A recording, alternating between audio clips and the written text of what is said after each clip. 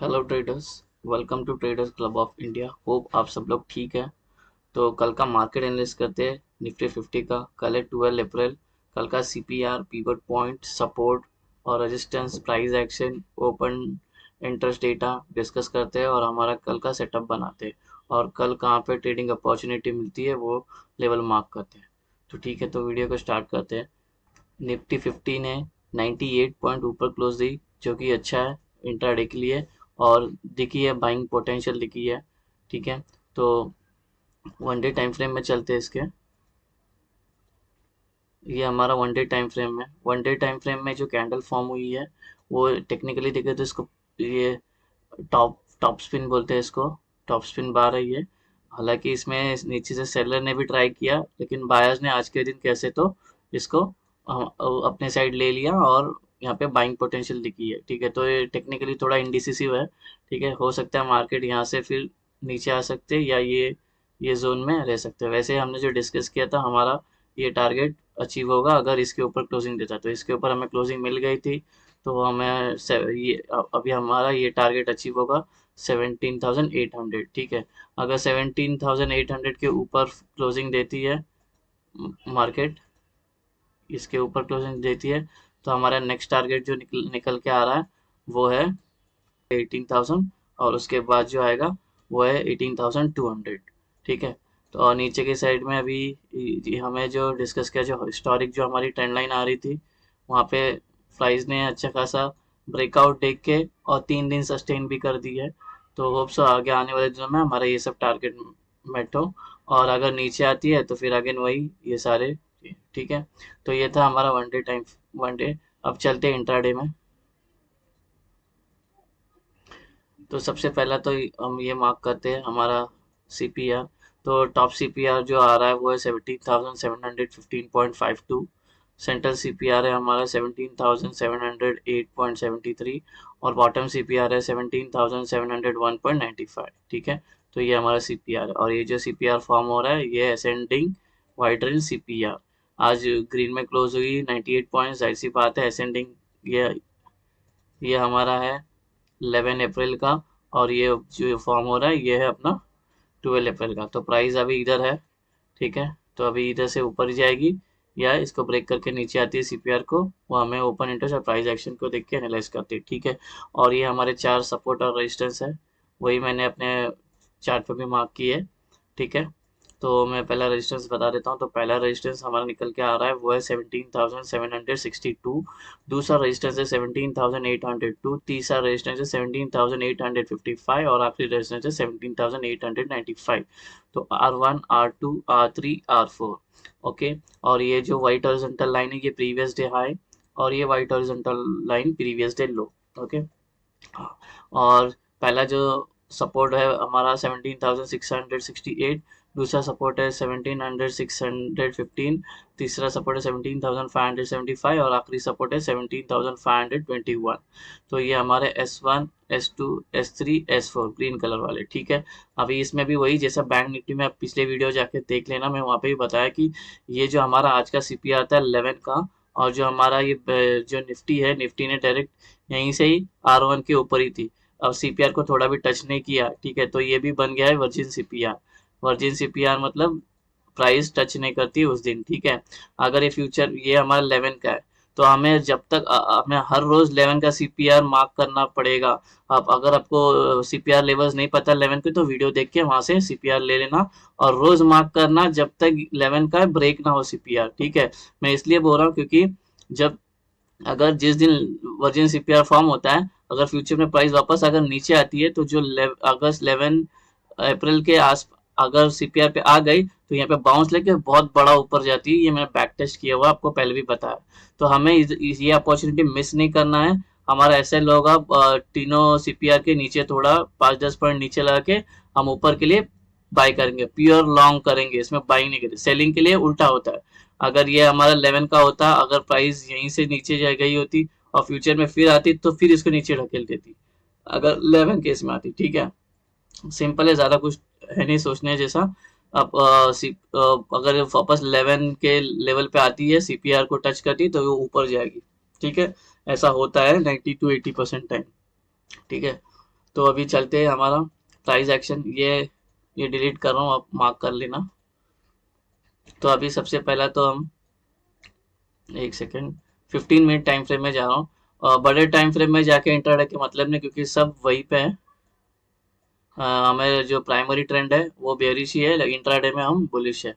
तो ये एक है, इसको जरा हम ध्यान में रखेंगे, ये वाला, ये हमारा ट्रेंड लाइन है, इसको थोड़ा हम ये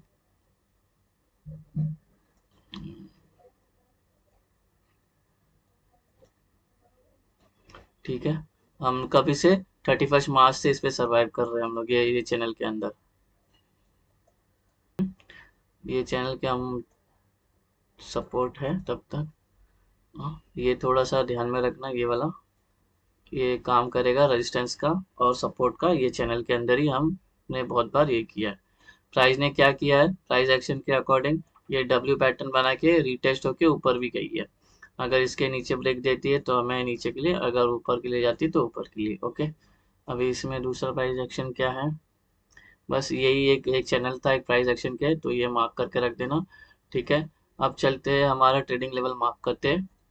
तो ये हमारा कल का ट्रेडिंग सेटअप निकल के आ रहा है। ठीक है, अभी थोड़ा अपने को भी दिमाग लगाना पड़ेगा, यहाँ पे अगर नीचे के लिए जा रहा है तो इसको ब्रेक करने देने का। ठीक, सबसे पहले तो बात करते हैं फ्लैट ओपन, जहाँ पे क्लोज है वहीं पे ओपन होती है और डायरेक्ट ऊपर जाती है, तो ये ट्रेड हम नहीं लेंगे जब तक ये इसके ऊपर सस्टेन नहीं करता है R1 के ऊपर, तभी ऊपर के लिए ट्रेड लेंगे। अगर फ्लैट ओपन होके नीचे होके ये ट्रेंड लाइन और CPR ब्रेक करता है तो हम नीचे का ट्रेड लेंगे, ये पहला टारगेट, ये दूसरा टारगेट ये, और यहाँ से अगर घूम जाती है बाद में टारगेट अचीव होने के बाद, फिर ये ऊपर के लिए ट्रेड करेंगे, तो ये हमारे लेवल्स होंगे टारगेट टारगेट लेवल। ठीक है, ऊपर के लिए। हाँ, अब और अगर प्राइस यहीं पे ओपन होके बहुत देर बिताने के बाद ब्रेकआउट देती है, तो हमारी एंट्री बनेगी यहाँ पे, क्योंकि प्राइस यहाँ पे बहुत देर सस्टेन करेगी और फिर बिताएगी। ठीक है, थोड़ा प्राइस को CPR के अंदर जाने देना, CPR के अंदर जाने के बाद ब्रेकआउट देगी तो अच्छा होगा। ठीक है, अब बात करते हैं गैप अप। गैप अप होती है इसके ऊपर, प्रीवियस हाई के ऊपर, तो हम प्राइस एक्शन फॉलो करेंगे। अगर कोई बुलिश पैटर्न दिख रहा है तो हमारा ये ट्रेडर एक्टिवेट हो जाएगा, ये टारगेट के लिए। फिर जब ये टारगेट अचीव हो जाएगा और प्राइस रिजेक्शन लेगी R2 से, तो ये ट्रेड एक्टिवेट हो जाएगा ये टारगेट के लिए। ठीक है, अब बात करते हैं गैप डाउन। गैप डाउन अगर CPR के अंदर होता है तो ट्रेड नहीं लेना, प्राइस को प्राइस एक्शन बनाने देना, सस्टेन होने देना आधा एक घंटा। ठीक है, कि अगर 15 मिनट भी सस्टेन होने के बाद ब्रेकआउट देती है तो फिर हमारा ये ट्रेड एक्टिवेट हो जाएगा ये दो टारगेट के लिए। ठीक है, और अगर यहाँ से फिर रिजेक्शन मिला फिर ये ट्रेड एक्टिवेट हो जाएगा ऊपर के लिए और ये टारगेट होगा। हो गया ये गैप, और गैप डाउन होने के बाद ये ब्रेकआउट करती है नीचे की साइड में, तो नीचे का ट्रेड एक्टिवेट हो जाएगा। ठीक है, अब चलते हैं देखते हैं ओपन इंटरेस्ट। और ये गाइस, अगर आपने यहाँ पे ट्रेड नहीं लेना है, रिस्क है, तो इसके ऊपर ट्रेड लेना और फिर ट्रेलिंग एसएल करते जाना। और यहाँ पे भी ट्रेड मिस हो गया तो ये एरो वैसे जो अपना लेवल्स है सपोर्ट और रेजिस्टेंस, उस पर एंट्री और एग्जिट होगी। ठीक है, बेसिकली यही है बोलना मेरा। तो अब चलते हैं ओपन इंटरेस्ट। ओपन इंटरेस्ट देखते हैं तो प्राइस है 17,700 पे, 1750 पे प्राइस, और दोनों भी 15 लाख और 15 लाख है। तो अगर मार्केट जहाँ पे क्लोज हुई वहीं पे ओपन होती है 17,750 पे, तो हो सकती है कि ये साइडवेज हो। ठीक है, साइडवेज हो, और इमीडिएट सपोर्ट है 17,700 का, नीचे के साइड जो है 93 लाख, लगभग 1 करोड़ है इसको, इसमें सिर्फ 2 लाख है। और ऊपर से 17,600 पे 25 लाख है, ये तो सब भाग गए। ठीक है, और ऊपर के साइड प्राइस आती है तो यहाँ पे भी ये लोग ही जीत रहे पुट राइटर्स, यहाँ पे भी ये लोग जीत रहे पुट राइटर्स, यहाँ पे भी ये लोग। तो हमें जो एक ऊपर का साइड में जो रेजिस्टेंस मिलेगा वो 17,850 हमें ऊपर के साइड में रेजिस्टेंस फेस करने मिलेगा, ये दिक्कत देगी। हालांकि ये भी 1 लाख है, ये 6 लाख है, ये इसको ब्रेक कर सकते हैं put writers, but let's see क्या होता है। ऑलरेडी ये 150 पॉइंट ट्रेवल करेगी तो ये ब्रेक करना थोड़ा मुश्किल हो जाता है। ठीक है, अभी बात करते हैं आउट ऑफ द मनी में। आउट ऑफ द मनी में यहाँ पे 15 लाख है, यहाँ पे भी 15 लाख है, यहाँ पे 18 लाख है, यहाँ पे 93 लाख है, यहाँ पे 6 लाख है, यहाँ पे 25 लाख है, यहाँ पे 19 लाख है, यहाँ पे 18 लाख है, यहाँ पे 12 लाख है, यहाँ पे 21 लाख है। ओके, तो टेक्निकली जो स्ट्रांग है ये लोग स्ट्रांग है।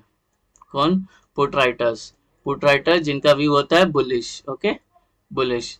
और अगर आउट ऑफ द मनी में बात करें तो ये लोग सब लोग छोड़ के भाग गए अपने कॉन्ट्रैक्ट्स, और ये लोग अभी भी होल्ड करके रखे हैं। ठीक है, तो ये दोनों में भी कंपेयर करें तो भी पुट राइटर्स स्ट्रांग है। पुट राइटर्स को जिनका व्यू होता है बुलिश, और ये लोग का व्यू होता है बेरिश। तो डेटा बुलिश है अच्छा खासा, और डेटा का जो पीसीआर है 1.1 है के ऊपर है। इसका मतलब अच्छा खासा स्ट्रांग डेटा है, बुलिश डेटा है।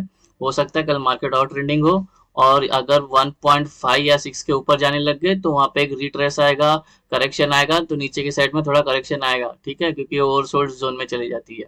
तो हमारा पहला हर्डल जो आ रहा है नीचे के साइड जो सपोर्ट आ रहा है वो है 17,000, 17,700 है, और ऊपर के साइड में 17,800। चार्ट पे चलते हैं तो ये है हमारा हर्डल कल। ये हमें नीचे जाने के लिए तकलीफ देगी 17,000, क्योंकि यहाँ पे बहुत है, 98 है, 93 लैक्स है, और ऊपर के साइड में कुछ खास नहीं। हमें डायरेक्ट जो फेस होगा रेजिस्टेंस वो है 17,850 का रेजिस्टेंस, ये जो येलो मार्क किया वो फेस होगा, ठीक है। और एक बात, ये इतने सारे कॉन्ट्रैक्ट जमा है तो मॉर्निंग में एक शॉर्ट कवरिंग आ सकती है। शॉर्ट कवरिंग कौन? जो अपने पोजिशन होल्ड करके गए हैं, बायर्स पुट राइटर्स जो होल्ड करके गए वो लोग स्क्वायर ऑफ भी करेंगे तो एक शॉर्ट कवरिंग आ सकती है। तो पहला आधा घंटा ट्रेड मत लेना, आधा घंटा या 10 बजे के बाद ही ट्रेड लेना, क्योंकि एक शॉर्ट कवरिंग आएगी, क्योंकि वहाँ पे बहुत ओवरसोल्ड में जा चुकी है। शॉर्ट कवरिंग आएगी और सीपीआर 1.5 के ऊपर चले जाएगा, पीसीआर 1.5 के ऊपर जाएगा, तो एक शॉर्ट कवरिंग आएगी, ठीक है। तो 12 सवा 10 सवा 10 के बाद ट्रेड लेना, ठीक है। वो आपको एनालिसिस पसंद आया तो मेरी वीडियो को लाइक सब्सक्राइब और शेयर करना। अगर नए हो तो चैनल को सब्सक्राइब करना। अगर कुछ क्वेश्चन है तो कमेंट करना। मिलते हैं नेक्स्ट मार्केट मूव में, तब तक के लिए thank you very much for watching. Happy trading day guys, bye bye.